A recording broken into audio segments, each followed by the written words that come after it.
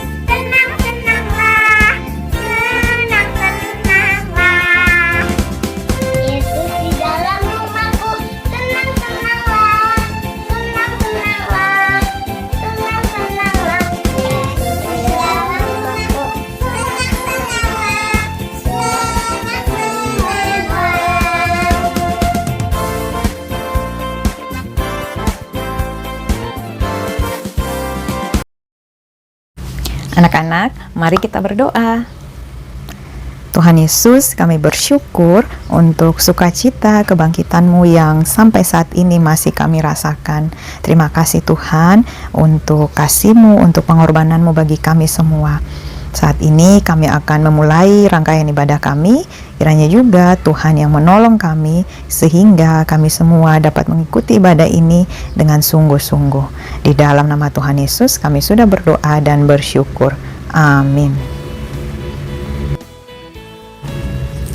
Anak-anak, tiba saatnya bagi kita untuk mendengarkan firman Tuhan yang menjadi penolong bagi kita semua.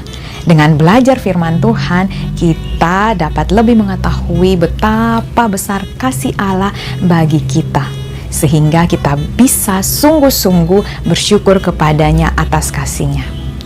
Nah, untuk mengiringi firman Tuhan kita, mari bersama-sama kita memuji Tuhan dengan mengakui bahwa Allah adalah sumber kekuatanku.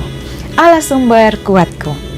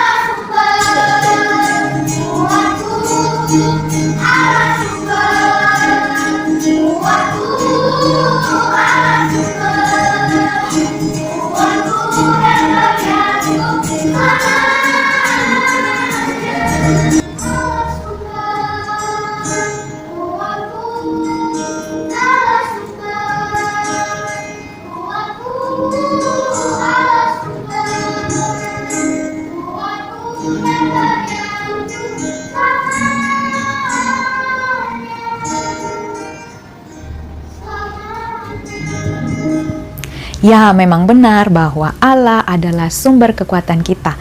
Lewat firman-Nya kita juga lebih dikuatkan lagi. Sebelum kita mendengarkan firman-Nya, kita akan berdoa terlebih dahulu. Dan doa ini akan dipimpin oleh Kenichi, perwakilan dari siswa CLP SDK 1. Teman-teman, sebelum kita mendengarkan firman Tuhan, mari kita berdoa. Tuhan Yesus, terima kasih atas segala kasih dan penyertaan-Mu. Saat ini kami datang kepadamu untuk mendengarkan firman-Mu. Tuhan, tolong kami agar bisa mendengarkan dan melakukan firman-Mu. Dalam nama Tuhan Yesus kami berdoa. Amin. Terima kasih Kenichi. Anak-anak, firman Tuhan kita pada hari ini terambil dari Yohanes 20 ayat 19 sampai 29. Yohanes 20 ayat 19 sampai 29. Tema renungan kita pada hari ini yaitu percaya walaupun tidak melihat. Sekali lagi, temanya adalah percaya walaupun tidak melihat. Anak-anak, pada minggu yang lalu kita baru saja merayakan Paskah bersama-sama ya, yaitu bahwa Tuhan Yesus sudah bangkit, menang atas maut atau mengalahkan kematian yang baru saja dialaminya karena menebus dosa manusia di kayu salib. Tetapi ada yang meragukan kebangkitannya karena ternyata ada orang-orang yang menyebar berita bohong atau hoax tentang hal ini, yaitu para imam-imam dan tua-tua. Mereka adalah orang-orang yang memang dari awalnya tidak suka dengan Tuhan Yesus.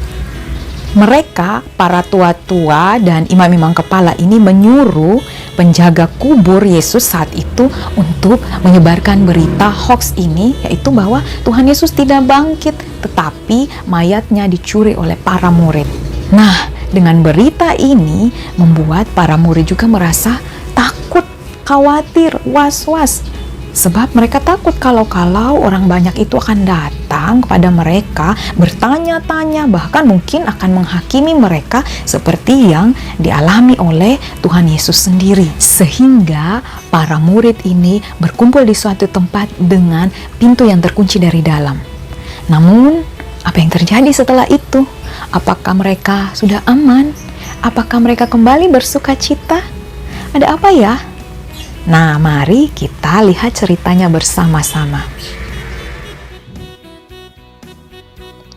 Murid-murid saat itu sedang khawatir dan takut karena mereka yang dituduh mengambil mayat Tuhan Yesus. Padahal mereka sudah tahu bahwa Tuhan Yesus benar-benar sudah bangkit. Tiba-tiba Tuhan Yesus datang dalam ruangan terkunci itu. Lalu katanya, "Damai sejahtera bagi kamu." Mendengar salam dan suara itu, mereka sangat bersuka cita karena mereka tahu bahwa itu adalah Tuhan Yesus. Mereka dapat berjumpa dengan Tuhan Yesus lagi dan membuat hati mereka yang tadinya khawatir, yang tadinya sedih, merasa bersuka cita. Tuhan Yesus memberkati para murid dan memberikan Roh Kudus bagi mereka. Tetapi Thomas, salah satu muridnya, tidak ada ketika itu. Sehingga teman-temannya menceritakan apa yang mereka alami, yaitu mereka bertemu dengan Tuhan Yesus. Tapi Thomas tidak percaya, katanya. "Sebelum aku melihat bekas paku pada tangannya, dan sebelum aku mencucukkan tanganku ke lambungnya, sekali-kali aku tidak akan percaya." 8 hari kemudian, Tuhan Yesus datang lagi menampakkan diri kepada para murid termasuk Thomas. Katanya, "Damai sejahtera bagi kamu." Lalu ia berkata kepada Thomas, "Taruhlah jarimu di sini dan lihatlah tanganku." Thomas sangat senang karena tahu bahwa Tuhan Yesus hidup dan ada di dekatnya. Lalu Thomas menjawab Tuhan Yesus, "Ya Tuhanku dan Allahku." Lalu kata Tuhan Yesus kepadanya, "Karena engkau telah melihat aku, maka engkau percaya." berbahagialah mereka yang tidak melihat namun percaya. Anak-anak, ternyata dalam ketakutan para murid tadi, Tuhan Yesus hadir membawa kedamaian bagi hati mereka yang sedang khawatir. Dengan berkata, damai sejahtera bagi kamu. Tuhan mau murid-muridnya tahu bahwa Dia ada bersama dengan mereka. Sehingga mereka tidak perlu takut atau khawatir lagi. Tetapi sebaliknya mereka akhirnya bersuka cita ketika mereka melihat Dia. Namun Thomas yang tidak bersama mereka saat itu, dia nggak percaya ketika teman-temannya memberitahukan bahwa Tuhan Yesus sudah datang bertemu dengan mereka. Thomas meragukan berita sukacita yang disampaikan murid-murid dengan berkata bahwa sebelum aku melihat bekas paku pada tangannya dan sebelum aku mencucukkan jariku ke lambungnya, sekali-kali aku tidak percaya. Itu kata Thomas kepada teman-temannya. Intinya, Thomas tidak akan percaya sebelum dia melihat langsung. Dan memang benar, setelah 8 hari Tuhan Yesus datang lagi menampakkan diri kepada para murid, termasuk Thomas. Tuhan Yesus kembali datang membawa damai sejahtera bagi para murid. Dan dia berkata kepada Thomas, lihatlah tanganku, lalu ulurkanlah tanganmu, cucukkanlah tanganmu ke lambungku, dan jangan lagi engkau tidak percaya, melainkan percayalah. Setelah melihat itu, Thomas berkata kepadanya, ya Tuhanku, ya Allahku. Thomas akhirnya setelah melihat itu semua, baru dia menjadi percaya bahwa Yesus benar-benar sudah bangkit.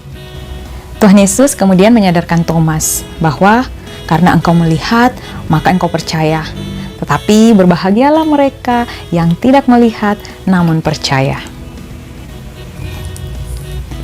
Wah anak-anak, kadang-kadang kita juga seperti Thomas ya. Kita tidak mudah percaya sebelum kita melihat atau kita mengalami sesuatu secara langsung. Namun, ada beberapa hal dari firman Tuhan pada hari ini yang bisa kita pelajari bersama-sama.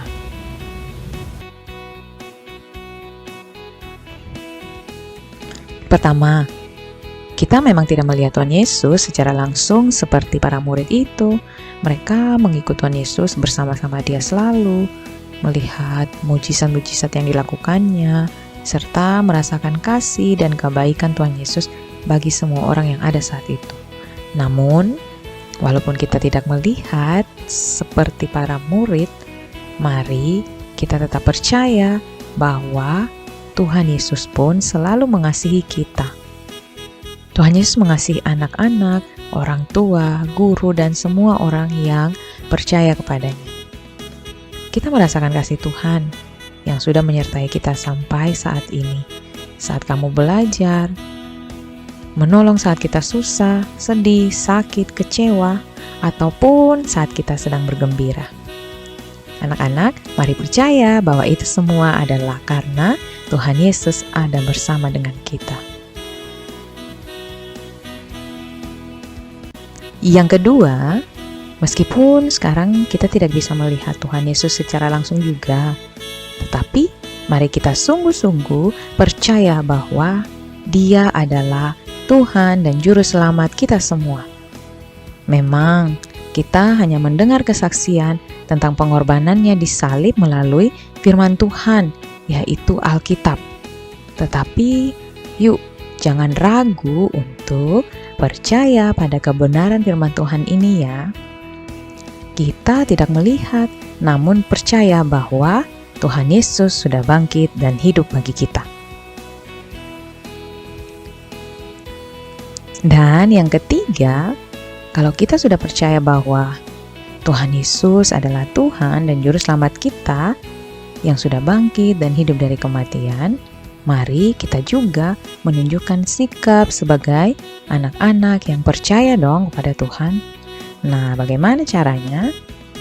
Lewat sikap hidup kita sehari-hari. Tentunya sikap hidup yang baik dan berkenan kepada Tuhan Yesus ya.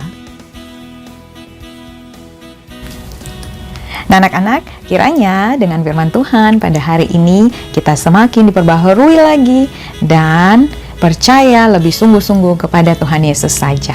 Seperti yang dikatakan dalam Yohanes 20 ayat 29 tadi. Berbahagialah mereka yang tidak melihat namun percaya. Sekali lagi, berbahagialah mereka yang tidak melihat namun percaya.